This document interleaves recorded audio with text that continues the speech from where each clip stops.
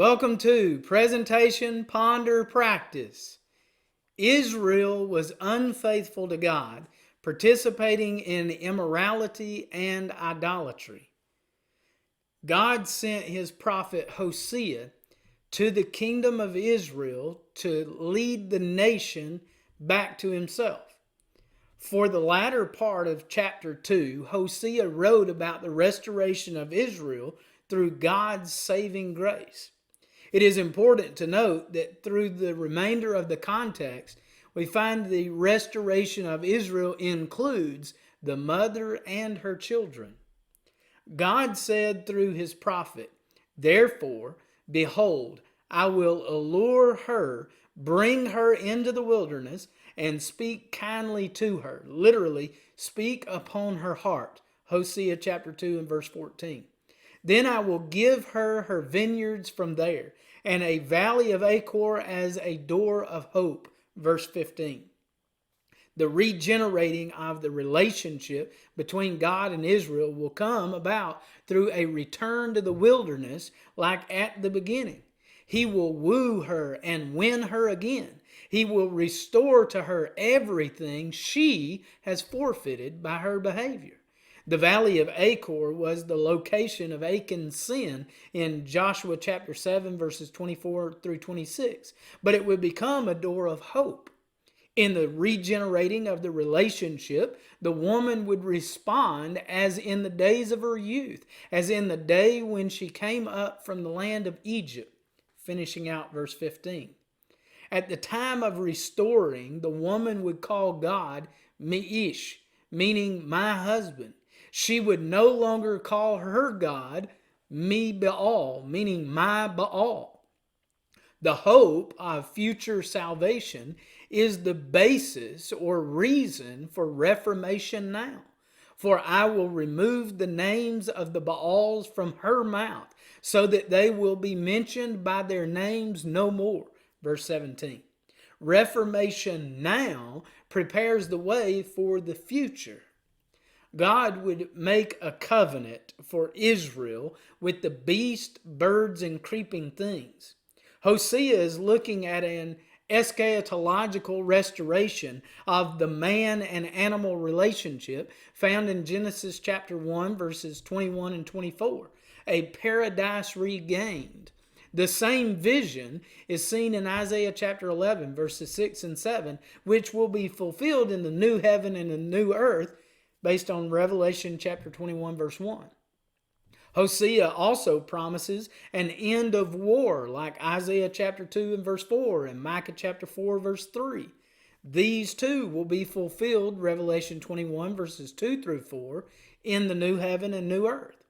Peace with animals and peace with nations results in lying down in safety, Hosea chapter 2 verse 18 and Isaiah chapter 11 verse 8.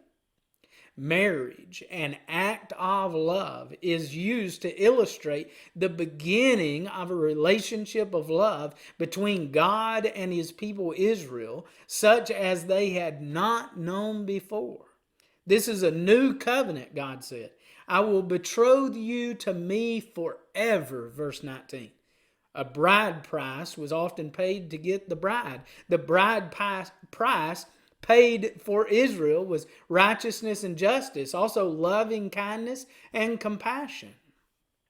Righteousness coming from God as a gift is the perfect compassion by which he saves and demonstrates righteousness to his people. The term faithfulness in verse 20 seems to sum up all four of those qualities of God's gift for his bride. The consistent goodness of God, or his faithfulness, brings about Israel's salvation. "Then you will know the Lord," says or shows the reversal of the woman's forgetting God in chapter 2 verse 13. God wooed Israel to love him, abandon all other gods, and be eternally wedded to him. In the day of Israel, in the day when Israel is restored to God, God will instruct the heavens, which will send rain on the earth in answer to their prayers. The rain, nourishing the earth, will produce and meet the needs of Israel, called Jezreel in verse 22, reversing that wilderness that it was turned into as punishment for Israel's immorality and idolatry. Jezreel means God sows. God sowed calamity for Israel in chapter 1, verses 4 and 5. Now he promises to sow salvation and prosperity to the restored Israel. Thus the name, having double meaning, did not need to change. Not so for the other two names. For I will sow for myself in the land, verse 23, shows that God will plant a people in the land. He will restore Israel exiles to the land. He will establish with them a new order in a new heaven and new earth. And the final reversal stated in verse 23 is that I will have compassion on her who had not obtained compassion. And I will say to those who are not my people, you are my people. The name change here shows a permanent reversal. Thus the people responded, you are my God. This fulfills the prophecy of Hosea chapter 2 verse 20 and reverses their rejection of God in chapter 1 verse 9. Ponder these things. When things go sour in a relationship, go back to the place where the relationship got started. Maybe to the physical location, but definitely to the interaction, communication, and giving or investing. Memories have a way of resetting, rekindling, and re-energizing. Now is the time for reformation. Now is the time to look for future salvation. Promises of a new covenant are made where there will be peace and safety. A marriage joins Israel to God, who wooed her with priceless righteousness, justice, loving kindness, and compassion from himself to her. Become eternally bound to God by love's strong cord.